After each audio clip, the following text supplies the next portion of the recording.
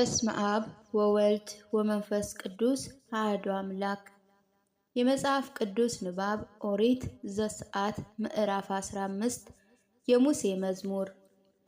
በዚያን ጊዜ ሙሴና የእስራኤል ልጆችም ይህንን መዝሙር ለእግዚአብሔር ዘመሩ፣ እንዲህም ብለው ተናገሩ።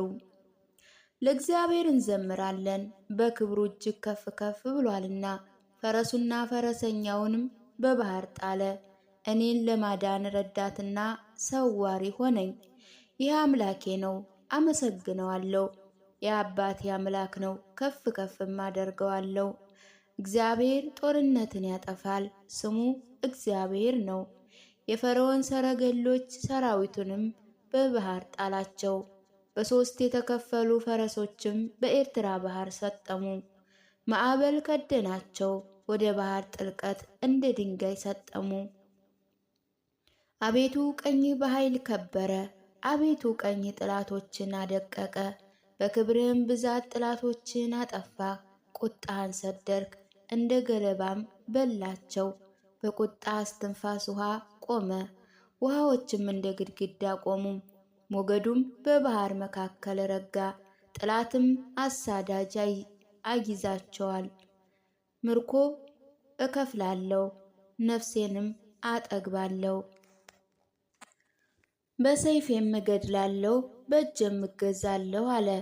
ንፋስህን ላክ፣ ባህርንም ከደናቸው።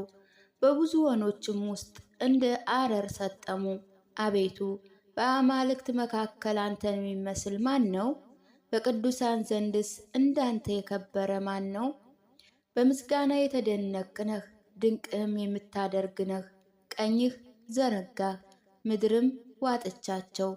በቸርነትህ የተቤዣቸውን ሕዝብህን መራህ። በኃይልህ ወደ ቅዱስ ማደሪያህ ጠራሃቸው። አሕዛብ ስሙ ተቆጡም፣ በፍልስጤም የሚኖሩ ምጥ ያዛቸው። ያን ጊዜ የኤዶም አለቆች ሸሹ፣ የሞዓብ አለቆችም መንቀጥቀጥ ያዛቸው። በከነዓን የሚኖሩ ሁሉ ቀለጡ፣ ፍርሃትና ድንጋጤ ወደቀባቸው። የክንድ ብርታትም ከድንጋይ ይልቅ ጸና። አቤቱ ሕዝብህ እስኪያልፍ ድረስ የተቤዣቸው እኒህ ሕዝብህ እስኪያልፉ ድረስ አቤቱ አንተ ታስገባቸዋለህ፣ በመመስገኛ ተራራ ትተክላቸዋለህ። አቤቱ ለማደሪያ ባደረግከው ስፍራ፣ አቤቱ እጆችህን ባዘጋጀው መቅደስ እግዚአብሔር ለዘላለም እስከ ዘላለም ይነግሣል። ማህሌተ ማርያም እህት ለሙሴ። የፈርዖን ፈረሰኞች ከሰረገሎችና ከፈረሰኞቹ ጋር ባህር ገቡ። እግዚአብሔር የባህሩን ውኆች መለሰባቸው። የእስራኤል ልጆችን ግን በባህር መካከል በየብስ አለፉ። ውሃውም ለእነርሱ በቀኝ እንደ ግድግዳ በግራም እንደ ግድግዳ ሆነላቸው። የአሮን እህት ነቢይት ማርያም ከበሮ በእጇ ወሰደች። ሴቶች ሁሉ በከበሮና በዝማሬ በኋላዋ ወጡ። ማርያምም አስቀድማ ለእግዚአብሔር እንዘምር አለች። ለእግዚአብሔር እንዘምር፣ በክብር እጅግ ከፍ ከፍ ብሏልና፣ ፈረሱና ፈረሰኞቹን በባህር ጥሏልና። መራራው ውሃ እንደ ጣፈጠ። ሙሴ የእስራኤል ልጆችን ከኤርትራ ባህር አውጥቶ ወደ ሱር ምድረ በዳ ወሰዳቸው። በምድረ በዳ 3 ቀን ተጓዙ፣ ይጠሙ ዘንድ ውሃ አላገኙም። ወደ መራም በመጡ ጊዜ ከማራ ውሃ ሊጠጡ አልቻሉም፣ ውሃው መራራ ነበርና። ስለዚህ የዛን ስፍራ ስም መሪር ተብሎ ተጠራ። ሕዝቡ ምን እንጠጣለን ብለው በሙሴ ላይ አንጎራጎሩ። ሙሴ ወደ እግዚአብሔር ጮኸ።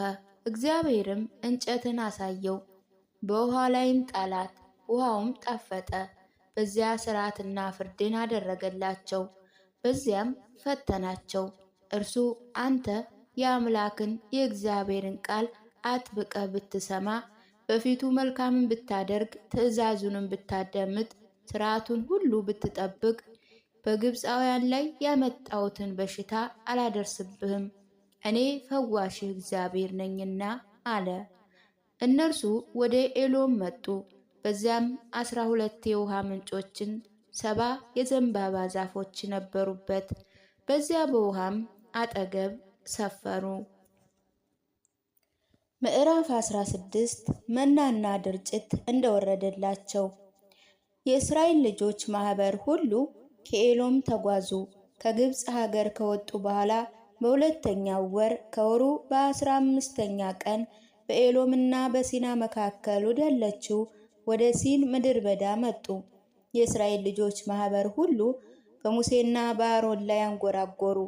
የእስራኤል ልጆች አሏቸው፣ በስጋው ምንቸት አጠገብ ተቀምጠን እስክንጠግብ ድረስ እንጀራና ስጋ በምንበላባት ጊዜ በግብፅ ምድር በእግዚአብሔር እጅ ምነው በሞት ይህን ጉባኤ ሁሉ በራብ ልትገድሉ እኛን ወደዚች ምድር በዳ አምጥታችኋልና። እግዚአብሔርም ሙሴን በሕጌ ሄዱ ወይም አይሄዱ እንደሆነ እኔ እንዲፈትናቸው እንሆ ከሰማይ እንጀራን አዘንብላቸዋለሁ። ሕዝቡ መጥተው ለዕለትም የሚበቃቸውን ይሰበስባሉ።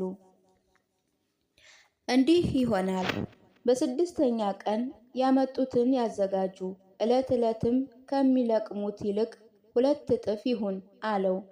ሙሴና አሮንም ለእስራኤል ልጆች ሁሉ እግዚአብሔር ከግብፅ ምድር እንዳወጣቸው ማታ ታውቃላችሁ፣ የእግዚአብሔርንም ክብር ጧት ታያላችሁ።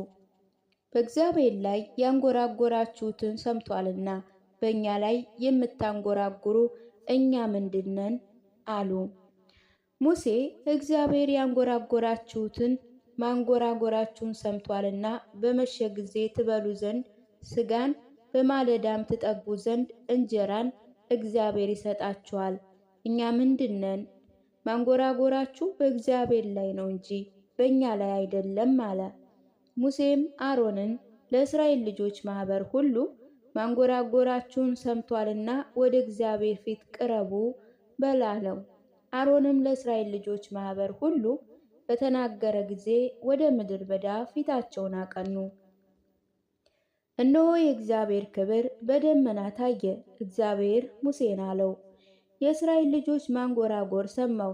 ማታ ስጋን ትበላላችሁ፣ ማለዳ እንጀራን ትጠግባላችሁ። እኔም እግዚአብሔር አምላካችሁ እንደሆንኩ ታውቃላችሁ በላቸው። እንዲህ ሆነ፣ በመሸ ጊዜ ድርጭቶች መጡ፣ ሰፈሩንም ሸፈኑት። በማለዳ በሰፈሩ ዙሪያ ጥል ወድቆ ነበረ። የወደቀው ጥል በአለፈ ጊዜ እነሆ በመሬት ላይ እንደ ውርጭ ነጭ ሆኖ ድብልብል የሚመስል ደቃቅ ነገር በምድር በዳ ታየ። የእስራኤል ልጆችም ባዩት ጊዜ እርስ በርሳቸው ይህ ምንድን ነው ተባባሉ። ያ ምን እንደሆነ አላወቁምና ሙሴም አላቸው፣ ትበሉ ዘንድ እግዚአብሔር የሰጣችሁ እንጀራ ይህ ነው። ታደርጉት ዘንድ እግዚአብሔር ያዘዘው ነገር ይህ ነው። እያንዳንዱ ሰው ለቤተሰቡ ለእያንዳንዱ 1 ጎመር ይሰብስብ። እንደ ቤተሰቡ ቁጥርም ለእያንዳንዱ በድኳኑ አብረውት ከሚኖሩት ጋር ይሰብስብ። የእስራኤል ልጆችም እንዲሁ አደረጉ። አንዱ አብዝቶ አንዱም አሳንሶ ሰበሰበ።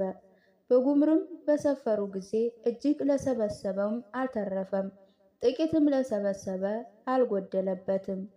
ሁሉም እያንዳንዱ ሰው በየቤቱ ሰበሰበ። ሙሴ የእስራኤልን ልጆች ማንም ከእርሱ አንዳች ለነገ አያስቀር አላቸው። ነገር ግን ሙሴን አልሰሙትም። አንዳንድ ሰዎችም ከእርሱ ለነገ አስቀሩ። እርሱ ተላ ሸተተም። ሙሴም ተቆጣቸው። ሰውም ሁሉ ለየራሱ ጧት ጧት ሰበሰበ። ፀሐይ በተኮሰ ጊዜ ቀለጠ።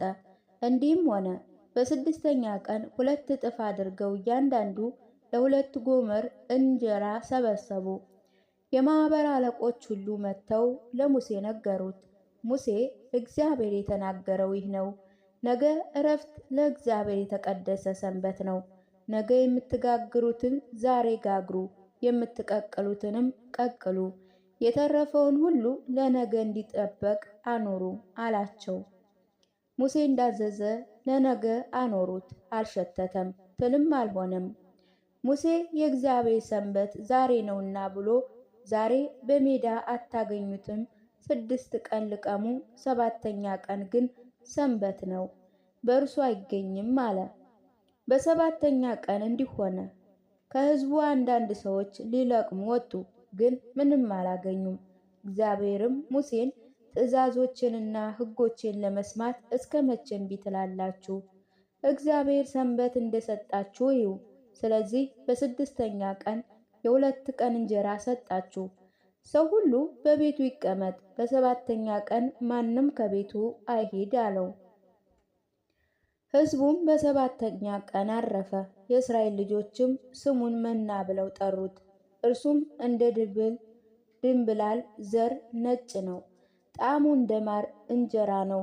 ሙሴ እግዚአብሔር ያዘዘው ነገር ይህ ነው። ከግብፅ ምድር ባወጣችሁ ጊዜ በምድረ በዳ ያበላችሁን እንጀራ ያዩ ዘንድ ከእርሱም አንድ ጎመር ሙሉ ለልጅ ልጆቻችሁ ይጠበቅ አለ።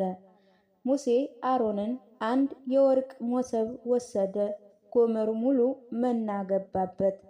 ለልጅ ልጃቸውም ይጠብቁ ዘንድ በእግዚአብሔር ፊት አኖረው አለ። እግዚአብሔርም ሙሴን እንዳዘዘው እንዲሁ ይጠብቁ ዘንድ አሮን በምስክሩ ፊት አኖረው። የእስራኤል ልጆችም ወደሚኖሩበት ምድር እስከሚመጡ ድረስ 40 ዓመት መና በሉ። ወደ ፊኒቆንም ምድር እስኪመጡ ድረስ መና በሉ። ጎመሩም